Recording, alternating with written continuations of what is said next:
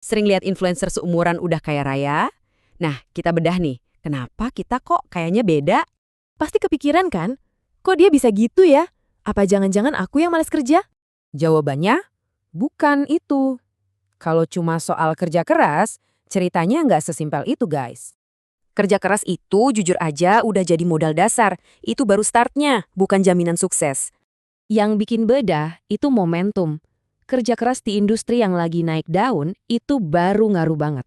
Mereka itu ibaratnya lagi naik gelombang yang pas. Dan hey, kalau kita enggak, ya nggak apa-apa. Oke, jadi bukan cuma soal males atau momentum. Terus, kenapa ya nabung sekarang susah banget rasanya? Soalnya ada 3 jebakan generasi yang bikin kita susah nabung. Kita bongkar satu-satu yuk. Jebakan pertama, dinding transparan. Ini gara-gara media sosial, hidup kita jadi kayak kelihatan semua. Awalnya kita happy, lihat orang lain posting makan steak. Langsung deh ngerasa hidup kita kurang. Kedua, generasi penebusan. Ini tentang orang tua yang nggak mau kita ngerasain susah kayak mereka dulu. Niatnya baik, tapi ini bisa bikin gaya hidup kita nggak sesuai sama kantong kita sendiri. Dan yang ketiga, informasi yang bejibun. Tiap hari lihat orang sukses, tapi kita nggak tahu cerita lengkapnya. Kayak gini nih, bilangnya mobil baru dari jualan siomay. Padahal ada dana bantuan dari bokap.